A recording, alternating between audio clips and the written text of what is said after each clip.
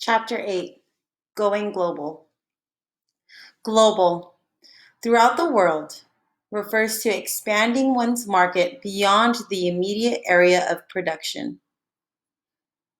On Saturday morning, Jessie slept in, and even when she opened her eyes at 9:05, she felt tired. How can I wake up tired? She wondered, as she buried her face in her pillow and dozed off. 5 minutes later, she was awake for real, remembering why she was so tired.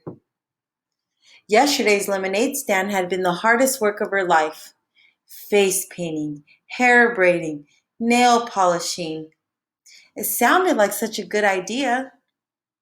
Jessie had been sure that every kid in the neighborhood would line up to buy a cup of lemonade. But that was the problem. Every kid had lined up for lemonade and then wanted face painting and hair braiding and fingernail polishing and toenail polishing. One boy asked for face paintings on both cheeks, both arms, and his stomach. One girl begged for lots of little braids with ribbons woven in, and the nail polishing. They all wanted different colors and decals, and it was impossible to get them to sit long enough for the polish to dry. "We're going to run out of lemonade," Megan said to Jessie at noon, as the line stretched all the way to the street. "Pour half cups instead of full ones," whispered Jessie. "It has to last." Jessie and Megan had made $24 on lemonade, but they'd worked 8 hours to do it. At the end of the day, they agreed. A good idea, but not worth it. After breakfast, Jessie pulled out her lockbox and sat on her bed. She kept the box hidden in her closet on a shelf under some sweaters. She kept the key in a plastic box in her desk drawer. The plastic box is disguised to look exactly like a pack of gum. You would never know it was hollow, and had a secret sliding panel on the side. Jessie unlocked the box and opened the lid. First, she took out 3 torn slips of paper. There was one for value added, one for goodwill. And there was also a new one that Jessie had added last night. Profit margin. Sales less all operating costs divided by the number of sales. The result is a ratio. For example, if it costs you $300 to make $100 hats and you sell those hats for $500, the profit margin is 500 minus 300 over 100, which equals 2 over 1. Jessie lined up all 3 scraps of paper on her bed beside her. See, she wasn't sure why she was saving these words, but she felt like they belonged in her lockbox. Next, she took out her lemonade earrings. Every day, Megan had squealed over how much money they made. But every day, Jessie had known it's not enough. And it's not going to be enough to win. Jessie counted the money. So far, she had earned $40. It was a lot of money, but it wasn't nearly enough. She still needed to earn $60 more, and today was Saturday. Only 2 more selling days before she and Evan counted the earnings on Sunday night. How was she going to sell lemonade to earn $60 in 2 days? She couldn't. That was the problem. No kid could earn $100 in just 5 days by selling lemonade. The profit margin was too small. She knew because she'd used her calculator to figure out last night. The numbers said it all. There was no way 2 girls in one neighborhood could sell 375 cups of lemonade. Nobody wanted that much lemonade, no matter how hot the day was. Jessie looked at her money in her lockbox and on the page of calculations on her desk. Any other kid would have quit, but Jessie wasn't a quitter. On good days, Jessie's mom called her persistent. On bad days, she told her she just didn't know when enough was enough. Profit margin for 1 can of lemonade, 8 cups. Sales, 8 cups at 50 cents a cup equals 8 times 0.50, which equals $4. Operating costs. Lemonade cost equals $1.25. 8 papers cups costs 15 cents. Total operating costs $1.40. Number of sales. 8 cups equals 8 sales. So the profit margin is $4 subtract $1.40 divided by 8. So that equals $2.60 divided by 8, which equals 0.325 over 1. So this means that for every 1 cup of lemonade sold, we earned about 32 cents. I get half the profit and Megan gets half the profit. That means I earn about 16 cents for every cup we sell. I need to earn $60 to beat Evan. 60 equals 6,000 cents because 60 times 100 equals 6,000. So how many times does 16 go into 6,000? 6,000 divided by 16 equals how many cups I need to sell equals 375. I need to sell 375 cups of lemonade. I am doomed. Jessie reached for 10 bright ideas to light up your sales. It was on her bedside table right next to Charlotte's web. Jessie's hand hovered. She looked longingly at Wilbur and Fern watching Charlotte hanging by a thread. But this was war, and she couldn't stop to read for fun. She grabbed the booklet and opened up to bright idea number 6. An hour later, she had a new scrap of paper stashed in her lockbox and a whole new page of calculations on her desk. It might work. It could work. But she and Megan would have to risk everything they've earned over the past 3 days. And Jessie would have to be braver than she had ever been in her whole life. Jessie carried her lockbox and calculations downstairs. She went into the kitchen and pulled down the school directory, scanning the names of all 3rd grade girls from last year. She knew them all. From Evan, from recess, from the lunchroom. Knew who they were, knew their faces, which ones were nice, which ones were not so nice. But she didn't really know any of them. Not enough to call them up. Not enough to say, want to do something today? Not enough to ask, would you like to have a lemonade stand with me? These girls were going to be her classmates. Jessie felt her face grow hot and her upper lip start to sweat. What was it going to feel like to walk into that classroom on the first day of school with all those eyes looking at her? Would they stare? Would they tease? Would they ignore her, even if she said hi? Jessie looked at the names, then slammed that directory shut. She couldn't do it. She wasn't brave enough. Evan walked into the kitchen and grabbed an apple from the fruit bowl. A cloud of fruit flies rose up in the air and settled again. Evan inspected the apple and then bit into it, without washing it first.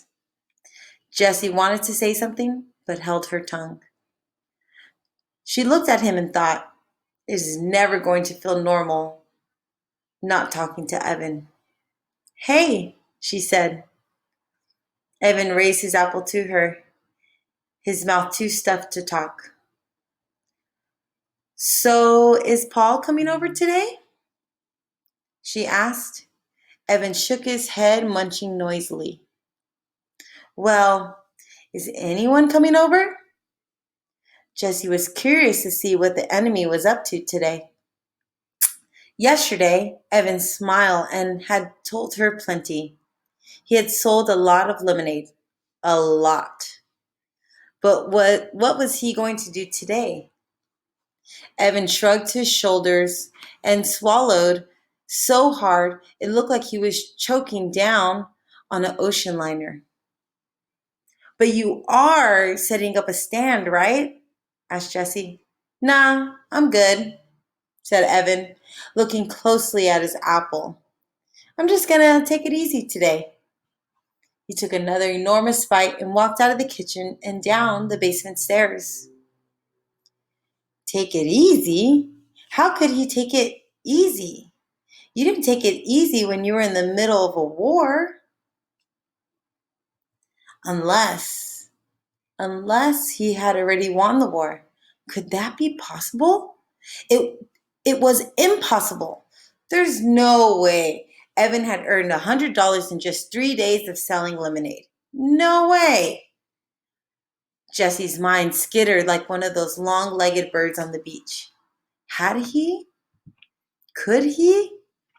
Were her calculations wrong? Was there some other way? Had she had overlooked some detail? Some trick? Was she missing something? Jessie flipped open her school directory.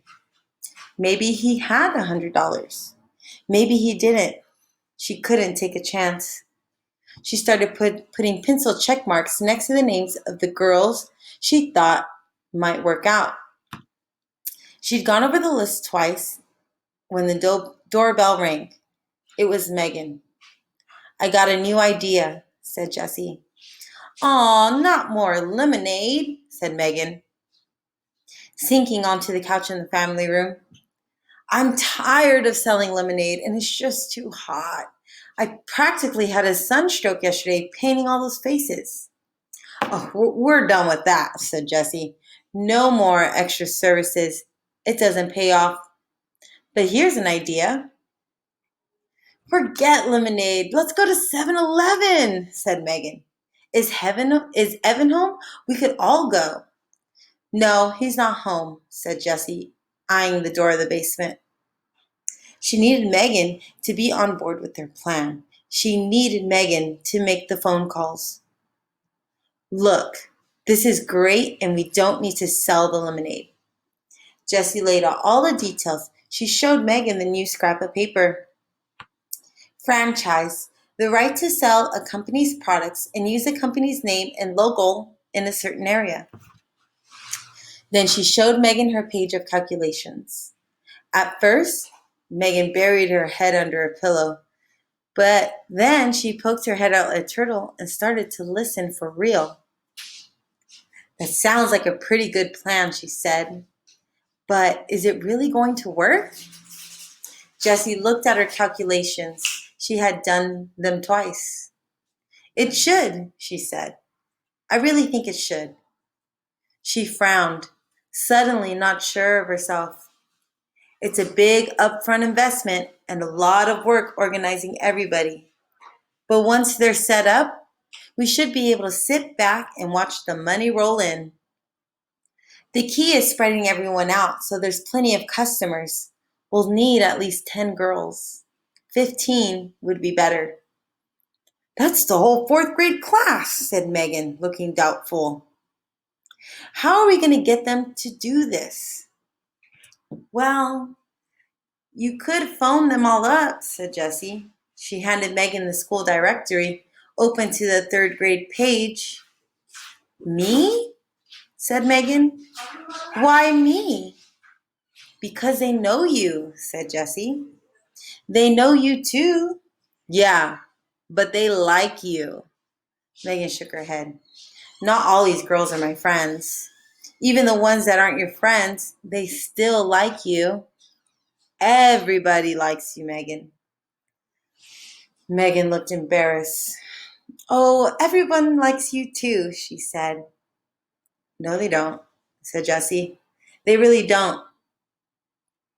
There was an uncomfortable silence between the two girls.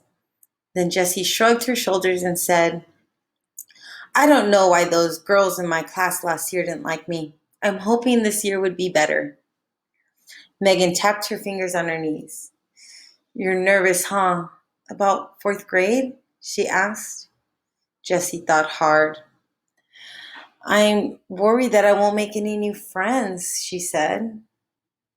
You know, all the kids will think I'm just some puny second grader, and that, she took a deep breath, and that I don't belong.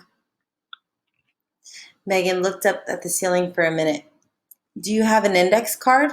She asked. Huh? I need an index card, said Megan. Do you have one? Jessie went to the kitchen desk and got an index card. She handed it to Megan. Megan started to write something on the card. What are you doing? Asked Jessie. I'm writing a comment card, said Megan. That's something you're going to miss from third grade. We did it every Friday. We each got assigned a person, and you had to write something positive about that person on an index card. Then it got read out loud. She folded up the card and handed it to Jessie. Jessie unfolded the card and read what Megan had written. You are a really nice person, and you have good ideas all the time. You're fun to be with, and I'm glad you're my friend.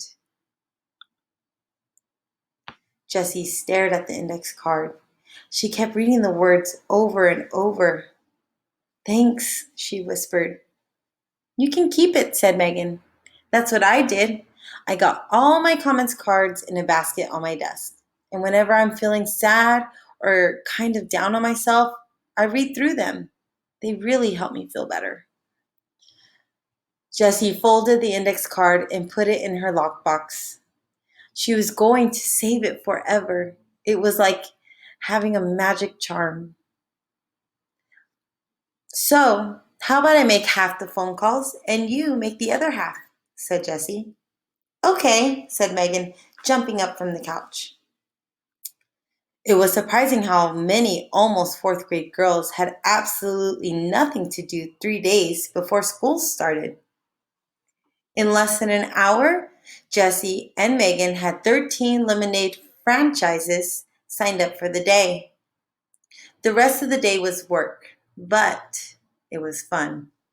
Jessie and Megan attached the old baby carrier to Megan's bike, then rode to the grocery store and spent every penny of their earnings on lemonade mix. 52 cans. They actually bought out the store. The 4 bags of cans filled the carrier like a boxy baby. They also bought 5 packages of paper cups. When they got back to Megan's house, Jessie tucked the receipt in her lockbox right next to her comment card. Jessie liked receipts. They were precise and complete. A receipt always told the whole story, right down to the very last penny. Salisbury Farms, your neighborhood grocery store, 232 Central Avenue, September 1st, 2007 at 11:42 a.m. Taste Right Lemonade, 42 at $1.25 each, equals $65. Pixie Paper Cups, 5 of them at $2.85 each, is $14.25. The subtotal, $79.25. The tax was 75 cents. And the total was $80. Number of items sold, 57. Then they tossed construction paper and art supplies into the carrier and started making rounds. First stop, Sally Knight's house. She was ready for them with a table, chair, and an empty pitcher all set up. Jessie mixed the lemonade. Megan quickly made a lemonade for sale, 75 cents a cup, sign, and they left Sally to her business. The deal was that Sally got to keep 1/3 of the profits, and Jessie and Megan got to keep the rest. After they'd set up all 13 lemonade stands, each with enough mix to make 4 pitchers of lemonade, Jessie and Megan hung out at Megan's house baking brownies and watching TV. Then they hopped on their bikes again and made the rounds. Jessie and Megan stopped in front of Sally's house first. The lemonade stand was nowhere to be seen. What do you think is going on? Asked Megan. Jessie had a big feeling in her stomach. Something must have gone wrong. They rang the doorbell. Sally came to the door. Hurry, she said, grabbing their arms and pulling them inside. My mom's going totally mental when the AC is on and the door is open. Where's your sand? Asked Jessie nervously, feeling goosebumps ripple up her arms because of the suddenly cool air. Sally waved her hand. Done, she said. I sold out in like half an hour. It's so darn hot. We made $24 besides tips. Do I get to keep the tips? Sure, said Jessie. Tips. She'd forgotten about those calculations page. Sally handed Jessie some crumpled up bills and an avalanche of coins. $8 for Jessie and Megan each. You want to stay and have some ice cream? Sally asked. Okay, said Megan. And we brought you a thank you brownie, for being part of our team. That had been bright idea number 9. After a bowl of the Moose's Loose ice cream, Jessie and Megan headed out. The story wasn't the same at every girl's house. The lemonade had sold out quickly, and the money just kept rolling in. I can't believe we made. How much did we make? Squealed Megan. Once they got back to the house, $104 each. Each! Shouted Jessie. She couldn't stop hopping from one foot to another. I have never seen so much money in my life. Jessie was already running the numbers in her head, subtracting the $80 that she and Megan had spent on lemonade and cups. Each girl had made a profit of $64. If they had increased the number of franchises from 13 to 26, they could make $128 in one day. If they ran the 26 franchises every day for 1 week, they could each make $896. Jessie pulled out a piece of paper and scribbled a graph. The sky was a limit. Megan pretended to faint when Jessie showed her the graph. What are you going to do with your money? She asked from the floor.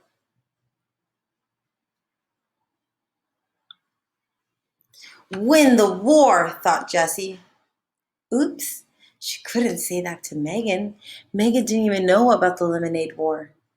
After all, Megan liked Evan. Jessie suddenly wondered, if Megan knew about the war, whose side would she be on? All at once, Jessie felt as if Evan were a hawk circling above, waiting to swoop down and snatch Megan away. Oh, she was so mad at him. He deserved to lose everything. Is $104 enough to win? Wondered Jessie.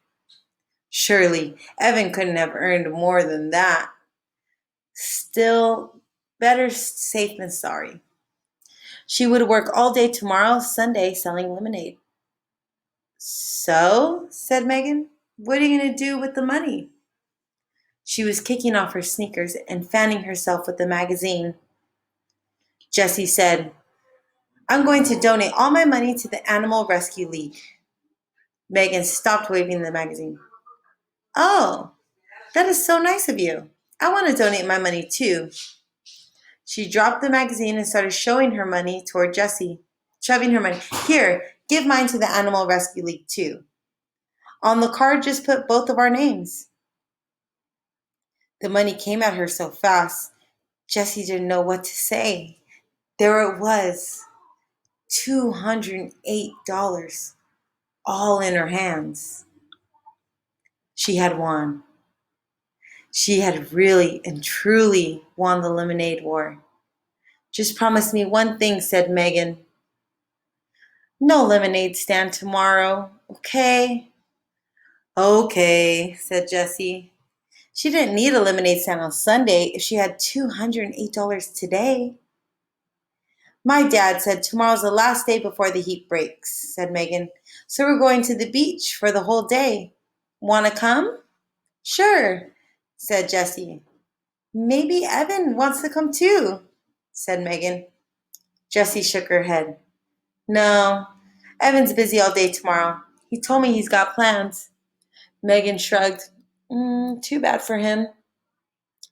Yep, said Jessie, thinking of all that money. Too bad for him.